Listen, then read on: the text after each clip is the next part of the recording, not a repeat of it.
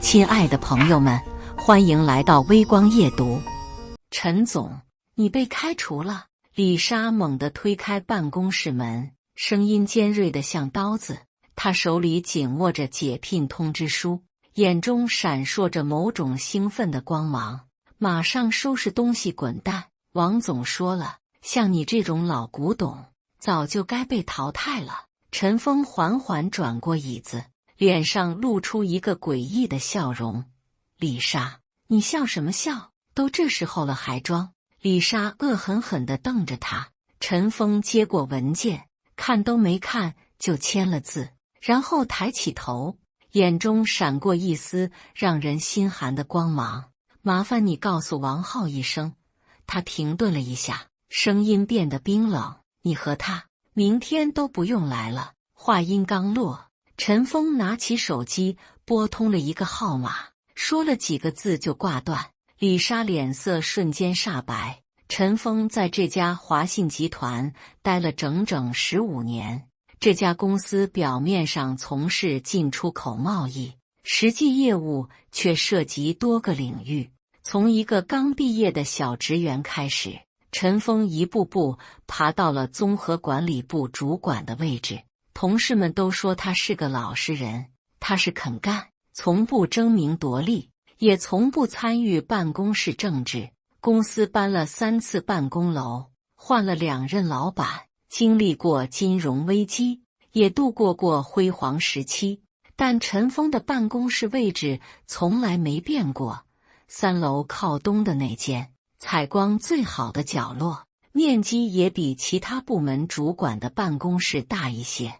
为什么陈总的办公室这么特殊？新来的同事曾经这样问过。老资格吗？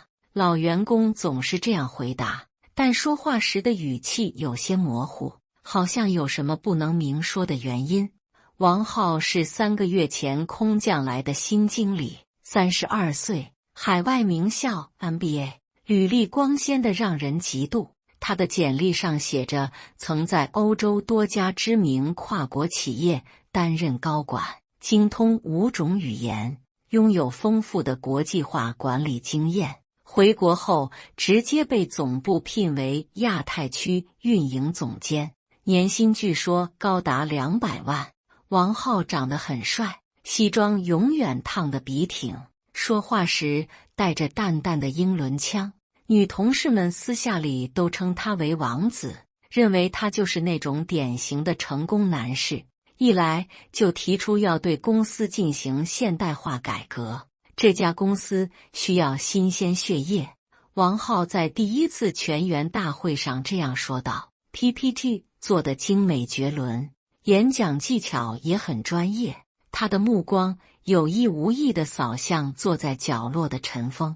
一些陈旧的管理模式必须被淘汰，我们要用世界一流的标准来要求自己。台下掌声雷动，年轻员工们都很兴奋，觉得公司终于要迎来新的春天了。但陈峰没有拍手，他只是静静地看着台上的王浩，眼神深邃得像一口古井，让人看不出他在想什么。王浩的第1把火就是要清理所有不适应新时代发展的老员工。他制定了严苛的考核标准，引入了 KPI 管理体系，要求所有部门主管在1个月内提交详细的工作报告。这些报告包括过去3年的业绩数据、客户关系维护情况、团队管理经验，以及未来5年的发展规划。谁不能达标，就请另谋高就。王浩在高管会议上这样宣布，语气坚决不容商量。会议室里气氛很紧张，几个老员工面面相觑，都感受到了压力。毕竟王浩的背景摆在那里，而且明显得到了总部的支持。奇怪的是，陈峰对这一切表现得异常冷静。当其他老员工私下抱怨王浩的苛刻要求时，陈峰总是淡淡一笑，什么也不说。当王浩要求查看他的工作报告时，陈峰毫不犹豫地交了出去。内容详细到让王浩挑不出任何毛病。当王浩在会议上暗示某些员工应该主动离职时，陈峰甚至点了点头，好像很认同这个观点。陈哥，你怎么一点都不着急？同时张伟忍不住问道。那是一个周五的下午，办公室里人不多，大部分同事都提前下班了。陈峰正在整理办公桌，动作很轻很慢，像是在处理什么珍贵的文物。他穿着一件朴素的白衬衫，袖口挽起，露出结实的手臂。着急什么？陈峰头也不抬地说，该来的总会来。张伟注意到陈峰把一些文件放进了办公桌最下层的抽屉里，那个抽屉平时从来不用，锁得严严实实，今天却被陈峰打开了。这些文件看起来很厚，有的用牛皮纸包装，有的用透明文件袋密封。什么文件这么重要？张伟好奇地问。一些旧东西。陈峰锁上抽屉，笑了笑，留着做纪念。但张伟觉得不对劲，陈峰锁抽屉的手法很专业，是那种训练有素的动作，而且他注意到抽屉的锁不是普通的办公桌锁，而是一种高级的密码锁。数字转盘在陈峰手指下快速转动，几秒钟就完成了上锁。更奇怪的是，最近总有一些陌生人来找陈峰，他们通常在下班时间出现，有时候是周末，有时候是晚上。这些人年龄不等，但都有一个共同特点，穿着正式的西装，说话声音很轻，行为举止很专业。每次他们来，陈峰都会关上办公室的门，拉上百叶窗，甚至会打开空调来掩盖谈话声。透过门缝，张伟能听到里面传来低沉的交谈声，但听不清具体内容。有时候谈话会持续很久，最长的一次从晚上7点一直到10点多。陈总的朋友真多，李莎曾经这样感叹过，而且都很有气质，看起来不像生意人。朋友，陈峰笑了笑，没有多说什么，但眼神中闪过一丝复杂的情绪。有一次，张伟故意加班到很晚，想看看这些神秘访客到底是什么人。晚上8点多，他看到一个40多岁的中年男人走进了陈峰的办公室。那个人的走路姿势很特别，背挺得笔直，步伐稳健有力，脚步声很轻，但很有节奏，一看就是经过专门训练的。他们谈了整整1个小时。张伟趴在自己的工位上，假装工作，实际上在偷听。但办公室的隔音效果太好，他什么也听不到，只能偶尔听到一些零散的词汇，比如计划、时间、准备之类的。等那个人离开后，张伟看到陈峰站在窗边，望着楼下的车流，若有所思。办公室的灯光照在他脸上，那表情说不出的复杂，既有疲惫，又有某种坚毅的决心。陈哥，这么晚了还不走？张伟故意走过去打招呼。陈峰回过神来，笑着摆摆手，马上就走，你先回去吧，路上注意安全。张伟离开后，回头看了一眼，陈峰还站在窗边，背影显得格外孤独。但他不知道的是，陈峰之所以站在窗边，是在观察楼下停着的那辆黑色轿车。那辆车已经在那里停了3天了，车里始终坐着2个人，从来不下车，也不熄火。车牌号很特殊，不是本地的，而且似乎经过了特殊处理。陈峰的眼神变得锐利起来，像一把出鞘的剑。他知道暴风雨就要来了，而他已经等待这一天，等了整整15年。王浩第一次感到不安，是在翻看陈峰人事档案的时候。那是一个周一的上午，王浩决定对所有员工进行深入了解，从档案开始着手。他要求人事部把所有中层管理人员的档案都拿出来，准备进行详细的背景调查。按理说，一个在公司待了15年的老员工，档案应该厚厚一摞，记录着详细的工作履历、培训经历、绩效评估等等。但陈峰的档案薄得可怜，就像一个刚入职的新人。整个档案夹里只有几张简单的表格，很多关键信息都语焉不详，甚至有些地方是空白的。学历一栏写着本科，但具体哪个学校、什么专业，档案里找不到详细记录。毕业证复印件也没有，只有一张手写的学历证明，字迹工整，但看不出任何有用信息。工作经历更是简单的离谱，只写着1998年入职，历任业务员、主管、部门经理，没有任何具体的工作描述，没有业绩记录，没有客户评价，甚至连基本的工作内容都没有说明。最奇怪的是联系人信息，一般员工档案里都会有家庭成员、紧急联系人等信息，但陈峰的档案里这些栏目都是空的。家庭住址栏写着一个很老的地址，王浩查了一下，发现那个地方早就拆迁了。他的家庭情况你了解吗？王浩把李莎叫来询问。不太清楚。李莎想了想，表情有些为难。陈总很少谈论私人生活，我只知道他没结婚，平时一个人住，具体住哪里我们也不知道。朋友圈呢，同事聚会什么的，他很少参加。每次公司聚餐，他都说有事，从来不来。年会也是，除非老板特别要求，否则他不会出现。王浩觉得越来越不对劲，一个在公司待了15年的人，怎么可能与同事如此疏远？而且他发现，没有人真正了解陈峰的私生活，大家对他的了解仅限于工作层面，而且连工作内容都说不清楚。他具体负责什么部门？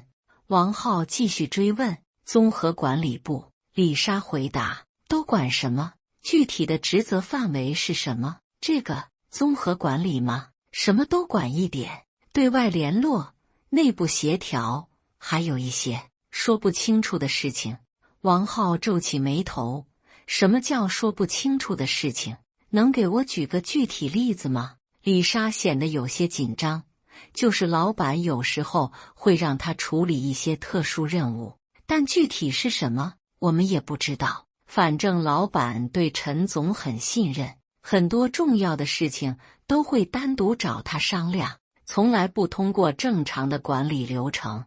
这让王浩更加困惑。如果陈峰真的是个普通员工，为什么老板会对他如此依赖？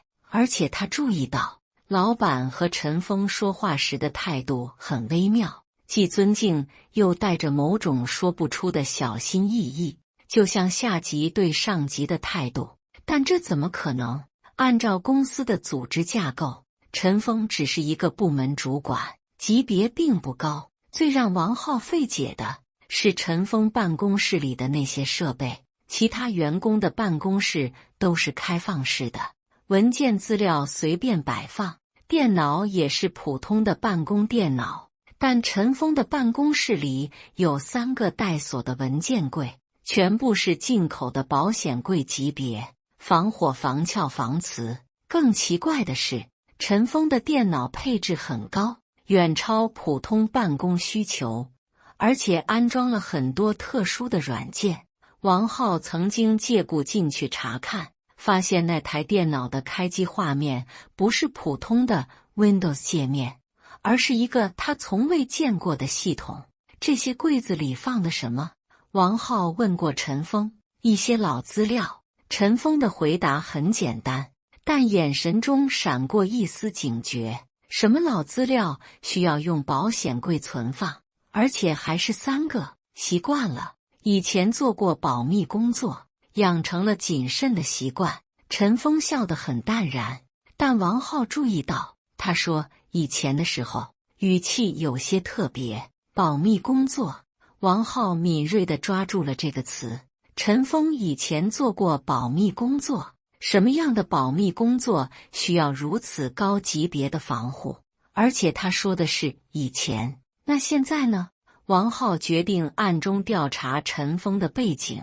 他托关系查到了陈峰的身份证号码，却发现这个号码在网上几乎查不到任何信息，没有社交媒体账号，没有网购记录，没有酒店入住记录，甚至连手机号码的注册信息都查不到。银行流水更是奇怪，除了公司发的基本工资，每个月还有几笔来源不明的转账，这些转账的金额都不小，最少的也有1万多，最多的甚至超过10万，但转账方显示的都是一些代码，根本看不出是什么机构。最让王浩心惊的是，当他试图通过朋友关系查陈峰的更多信息时，朋友在电话里的反应很异常。老王，这个人你从哪里知道的？朋友的声音听起来有些紧张，甚至有些害怕。我们公司的同事。怎么了？有什么问题吗？这个人你最好别惹。朋友的语气变得很严肃。我不能说太多，但你记住，有些人不是我们能招惹的。什么意思？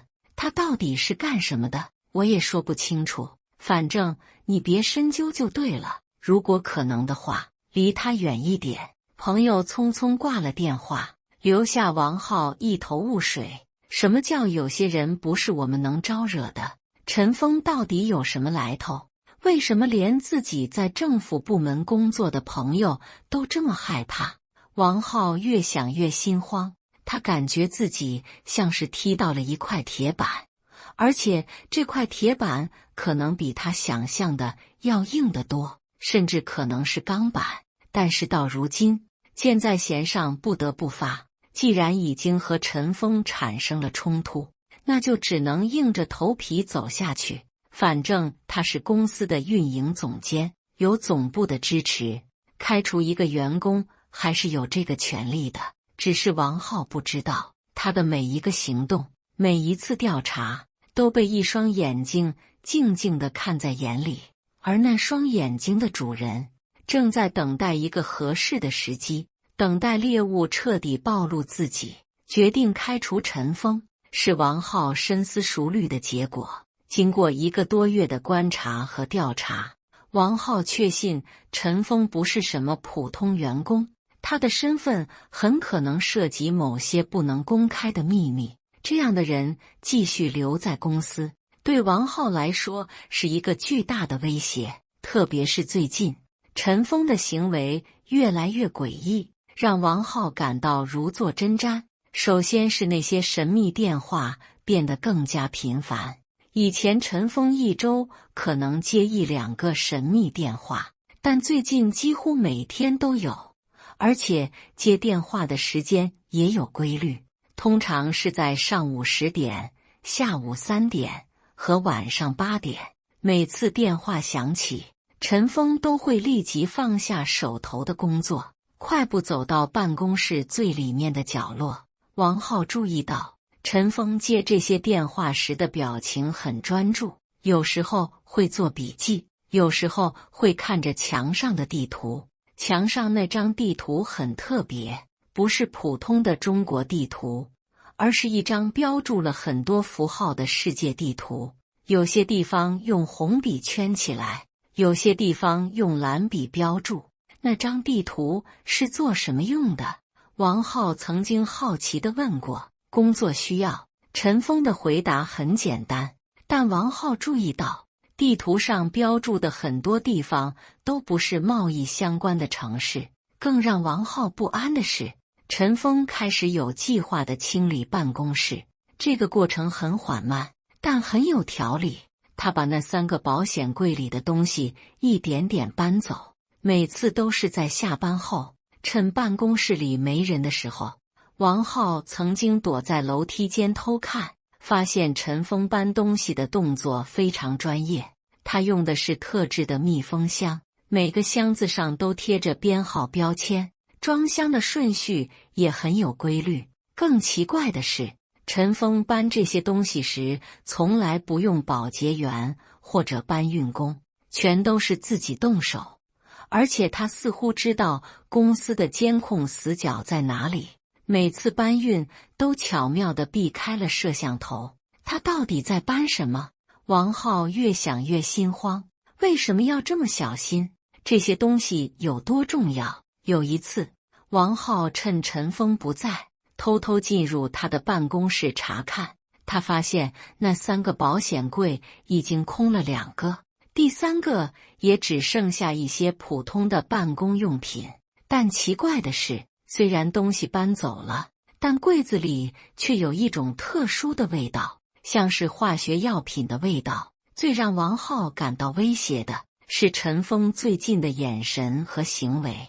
以前的陈峰总是很温和，和同事说话时总是面带微笑，从不与人争执。但最近，王浩注意到陈峰看人的眼神变了，变得锐利而深邃，像一把隐藏在鞘中的剑。特别是看王浩的时候，陈峰的眼神中带着一种说不出的意味，不是愤怒，不是怨恨，而是一种评估，就像在评估一个目标的价值，计算着什么时候出手最合适，就像在看一个即将落网的猎物。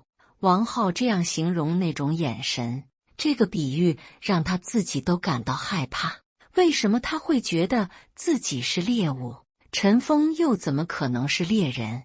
但直觉告诉王浩，危险正在逼近。更可怕的是，王浩发现陈峰开始关注自己的私生活。有一次，王浩下班后去健身房，发现陈峰也在那里。虽然陈峰装作很自然的样子，但王浩能感觉到对方在观察自己。还有一次，王浩周末去商场购物，又遇到了陈峰，对方说是碰巧路过。这样的碰巧发生了好几次，让王浩开始怀疑自己是否被跟踪了。最后压垮王浩的是那个周3晚上发生的事情。那天王浩加班到很晚，处理一些总部发来的文件。晚上9点多，他准备收拾东西回家，却发现陈峰的办公室还亮着灯。这很奇怪，因为陈峰通常6点就下班了，很少加班到这么晚。好奇心驱使下，王浩走过去想看看陈峰在做什么。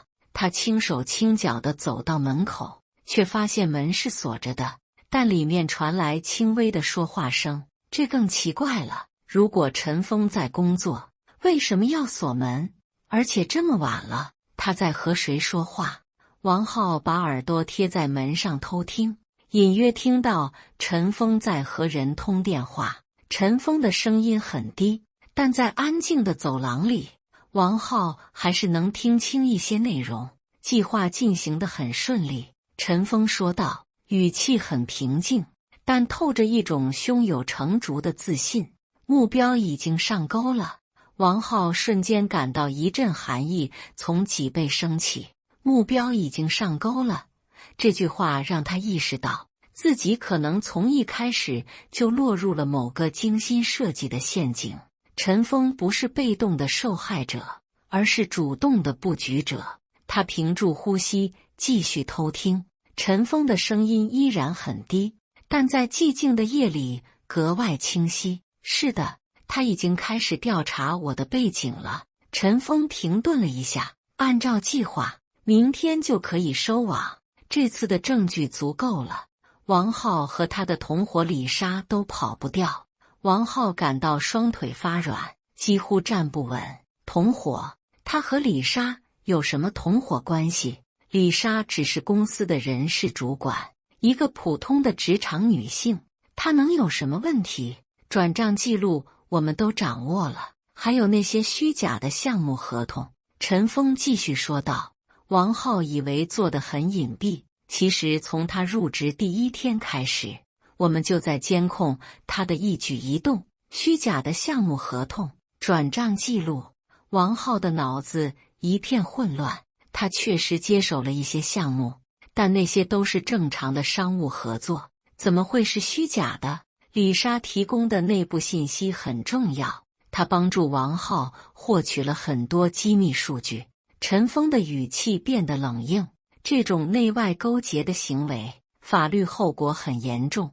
王浩突然明白了什么，李莎，那个总是对他格外热情的女人，那个主动帮他办各种手续的人事主管，原来一直在配合他做某些他以为是正常的工作。回想起来，李莎确实经常主动向他提供一些内部消息，比如哪些客户有资金困难，哪些项目可能会有变动。他总说这是为了帮助王浩更好地开展工作，让他在新环境中快速立足。而王浩，一个刚归国的 MBA， 对国内的商务环境不够了解，很自然地接受了李莎的好意。他甚至觉得李莎是个很专业、很贴心的同事，还曾经想过等工作稳定后邀请他吃饭，表示感谢。现在看来，这一切都是陷阱。那他的海外背景是真的吗？电话那头的人问。一部分是真的，但关键信息都是假的。陈峰冷笑，他确实在国外待过，但不是什么知名企业的高管，而是给某些灰色机构做事。这次回国，就是为了利用华信集团的平台洗钱。洗钱，王浩感觉天旋地转。他做的那些项目，那些看起来正常的商务合作，原来都是洗钱工具。总部那边呢？总部的人早就被我们控制了。陈峰的声音透着一种胜利者的淡然。王浩以为自己有靠山，其实总部给他的授权书都是我们提供的，从头到尾，他都在按照我们设计的剧本演戏。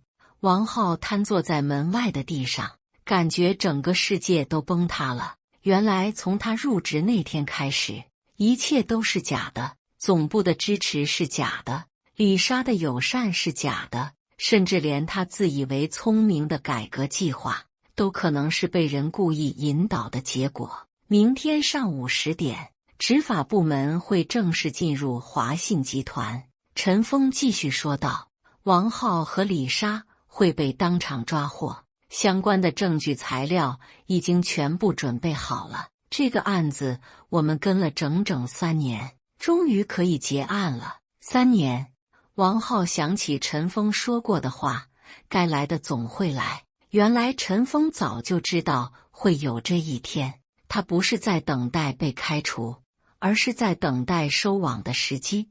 电话还在继续，但王浩已经听不下去了。他踉踉跄跄地站起来，试图悄悄离开，却在转身时撞到了走廊里的消防栓。咣当一声，金属撞击声在安静的走廊里格外刺耳。办公室里的谈话声突然停止了。王浩屏住呼吸，心跳如雷。几秒钟后，他听到陈峰对电话那头说：“有情况，我稍后再联系你。”脚步声响起，陈峰正在朝门口走来。王浩不敢再停留，撒腿就跑。他冲向电梯，疯狂地按着按钮，但电梯在这个时候偏偏很慢，脚步声越来越近。王浩听到陈峰已经走到了门口，电梯门终于打开了。王浩冲进去，连按了好几下关门键。在电梯门合上的最后1秒，他看到陈峰出现在走廊里，正朝这边看过来，两人的眼神在空中相遇。陈峰的眼神很平静，没有惊讶，没有慌张，甚至没有愤怒。那种眼神就像看着一只已经困在笼子里的老鼠，知道它跑不掉，所以不急于抓捕。电梯门关上了，王浩靠在墙上，大口大口地喘息。他知道自己完了，彻底完了。当天晚上，王浩一夜未眠，他坐在租住的公寓里，脑海中不断回想着这3个月发生的一切，每一个细节重新审视，都能发现可疑之处。李莎的热情，总部的快速回复，那些看似正常的商务合作，甚至连他的面试过程，都可能经过了精心安排。他想起面试时的情况，当时他的简历是通过猎头公司投递的，面试官问的问题都很专业，录取通知也来得很快，一切都显得那么自然，那么顺利。但现在想来，这种顺利本身就是最大的异常。一个刚归国的 MBA， 没有国内工作经验，没有本地人脉，怎么可能这么容易就得到一个年薪200万的高管职位？王浩想到了那些项目合同，确实有些客户的要求很奇怪，付款方式也不太常规，但李莎总是解释说这是国内特色，说他需要适应本地的商务文化。而王浩，一个急于证明自己的海归，很自然地接受了这些特色。现在他明白了，那些奇怪的要求，那些不常规的付款方式，都是洗钱活动的一部分。而他，一个自以为聪明的 MBA， 却成了这个犯罪网络的工具。最可怕的是，他意识到自己根本无处可逃。如果陈峰说的是真的，那么执法部门已经掌握了所有证据，那些转账记录，那些项目合同，都足以证明他参与了洗钱活动。即使他声称自己是被蒙骗的，但法律面前，无知不是借口。而且，王浩想起了那些神秘的总部联系人。这3个月来，他一直通过邮件和视频会议与总部保持联系，接受各种指示。那些人说话都很专业，看起来很权威，让王浩深信不疑。现在看来，那些人很可能都是演员，或者是这个犯罪集团的成员。他们设计了一个完美的剧本，让王浩以为自己在合法经营，实际上却在帮助他们洗钱。王浩想过逃跑，但他知道这没有用。以陈峰表现出的专业程度，背后的组织绝对不是简单的商业机构。他们能够在3年前就开始布局，能够伪造总部的身份，能够让一个看似普通的员工潜伏15年，这种实力绝不是王浩能够对抗的。天亮了，王浩看着窗外的晨光，知道这可能是他最后一次以自由人的身份看日出。他想给家里打电话，但又不知道该说什么。难道告诉父母，他们引以为傲的海归儿子即将因为洗钱罪被抓捕？他想联系朋友，但又能找谁帮忙？这种级别的案子，不是普通的关系能够摆平的。最后，王浩做了一个决定，他要去公司，要在被抓之前亲自找陈峰问个明白。他想知道真相，想知道自己到底是怎么一步步走进这个陷阱的。上午9点，王浩准时出现在华信集团的办公楼里。他故意穿得很正式，西装革履，就像往常一样。但内心深处，他知道这可能是自己最后一次以这个身份出现在这里。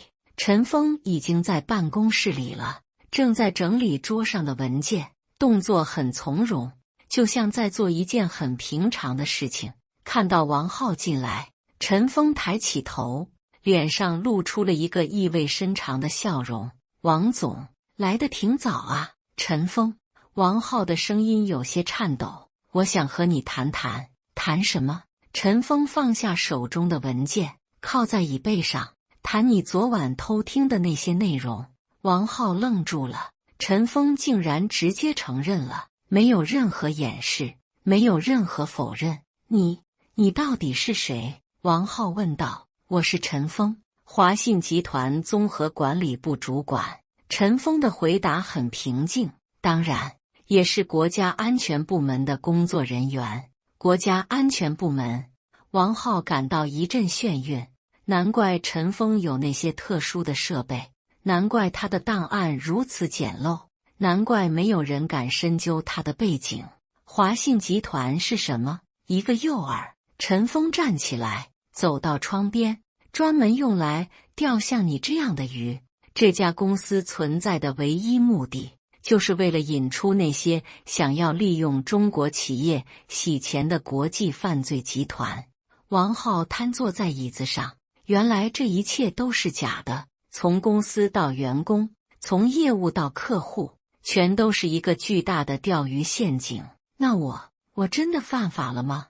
王浩抱着最后一丝希望问道。当然犯法了。陈峰转过身来，眼神严肃。你参与的那些项目涉及资金超过2亿元，这些钱来自海外的毒品交易、人口贩卖和军火走私。虽然你可能不知道具体来源，但你的行为已经构成了洗钱罪。我不知道。王浩激动地站起来，我真的不知道那些钱的来源，我以为只是正常的商务合作。我知道你不知道。陈峰的语气缓和了一些，但法律不会因为你的无知而宽恕你，更何况你真的完全无知吗？王浩愣住了。那些项目的异常之处，你真的完全没有察觉吗？陈峰继续说道。客户要求现金交易，付款来源说不清楚，合同条款故意模糊，这些红旗信号你都视而不见。为什么？因为你贪婪，因为你急于成功，因为你不想失去这个高薪职位。陈峰的话像刀子一样扎在王浩心里。确实，那些异常他不是没有察觉到，只是选择了忽视。他告诉自己这是国内特色，告诉自己不要多管闲事，告诉自己只要完成工作就行。李莎呢？王浩问道。她也是你们的人。李莎是真正的犯罪分子。陈峰摇摇头。她是这个洗钱网络在华信集团的内应，负责收集内部信息，帮助外部势力渗透进来。我们监控他已经2年了，就等着他引来更大的鱼，而你就是他引来的那条大鱼。王浩想起李莎平时的表现，那种刻意的热情，那种过分的主动，原来都是演出来的。他不是在帮助王浩适应工作，而是在引导他参与犯罪。那为什么？王浩还想问什么，但被一阵急促的脚步声打断了。办公室的门被推开，李莎冲了进来，手里拿着那份解聘通知书。陈总，你被开除了。他的声音还是那么尖锐，眼中还是闪烁着兴奋的光芒。显然他还不知道发生了什么，还以为一切都在按照他的计划进行。陈峰看了看手表，说道：李莎，时间刚刚好。话音刚落，楼下传来了警车的鸣笛声。接下来发生的事情就像一部精心编排的电影。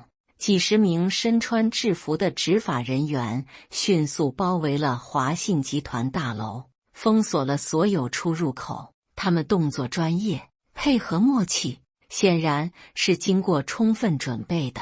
李莎听到警笛声，脸色瞬间煞白。她终于意识到出了问题，转身就要逃跑，却发现门口已经站着2名执法人员。李莎，涉嫌洗钱罪、泄露商业机密罪，现在依法对你进行逮捕。其中1名执法人员出示了逮捕证。不可能！李莎尖叫道：我什么都没做，是王浩，都是王浩干的。我只是一个普通的人事主管。但没有人听他的辩解。2名执法人员迅速给他戴上了手铐，将他带走了。从始至终，李莎都在喊着自己是无辜的，说一切都是王浩指使的。王浩也被戴上了手铐，但他没有挣扎，也没有喊叫。他知道这一刻迟早会来，反而有一种解脱的感觉。在被带走之前，王浩看了看陈峰，这个看起来温和普通的中年男人，竟然策划了如此庞大的行动。你为什么要告诉我真相？王浩问道。你可以让我什么都不知道。陈峰想了想，说道，因为你还年轻，还有改过自新的机会。如果你能真正认识到自己的错误，配合我们的调查，法院在量刑时会考虑你的态度。那我的未来取决于你自己。陈峰的声音很平静，犯了错就要承担后果，这是成年人应该懂的道理。但承担后果不等于人生就结束了，关键看你怎么选择。王浩被带走了，李莎也被带走了。陈峰一个人留在办公室里，看着窗外的车流。这个案子他跟了3年，现在终于结束了。他拿起电话，拨通了一个号码，报告：鱼钩行动圆满结束，目标人员已全部抓获，相关证据已经移交。辛苦了，老陈。电话那头传来了温和的声音：15年的潜伏不容易，这是我的工作。陈峰笑了笑，下一个任务是什么？先休息一段时间吧，你已经在一线工作了20多年，该好好休息一下了。陈峰没有说话，只是望着窗外。20多年的特工生涯让他习惯了隐藏身份，习惯了孤独，习惯了将个人情感埋在心底。现在任务结束了，他反而有些不知道该怎么办。下午，华信集团的其他员工陆续被通知可以离开了，他们都是无辜的，只是这个巨大棋局中的无关棋子。张伟是最后一个离开的，他走到陈峰面前，好奇地问道：陈哥，你真的是警察？算是吧。陈峰笑了笑，那你为什么不早点抓他们？为什么要等这么久？因为要抓的不只是王浩和李莎。陈峰解释道，他们只是小鱼，我们要的是背后的大鱼。现在通过他们，我们已经顺藤摸瓜找到了整个犯罪网络，海外的主犯，国内的同伙，资金的流向，洗钱的渠道，全都一网打尽了。张伟似懂非懂地点点头，然后问道，那华信集团以后还会存在吗？不会了。陈峰摇摇头，他已经完成了历史使命。张伟离开后，陈峰开始收拾自己的东西。那张世界地图被小心地卷起来，那些文件被分类装箱。最后，他拿出了办公桌最下层抽屉里的一样东西，一面被折叠得很小的国旗。这面国旗跟了他20多年，从第一次执行任务开始，就一直放在身边。每当他感到孤独和迷茫的时候，就会看看这面旗子，提醒自己为什么要做这份工作，保卫国家安全，维护人民利益。这就是他选择这条路的初心。虽然代价很大，虽然很孤独，但他从未后悔过。尾声：6个月后，王浩被判处有期徒刑5年。由于他在法庭上表现出真诚的悔意，并积极配合调查，法院在量刑时给予了从轻处理。李莎被判处有期徒刑10年。作为这个洗钱网络的重要成员，他的罪行更加严重。通过这个案子，执法部门成功摧毁了一个跨国洗钱集团，涉及资金超过10亿元，抓获犯罪嫌疑人40多名。陈峰没有休息多久，又接到了新的任务。不过这次不是潜伏任务，而是负责培训新的特工。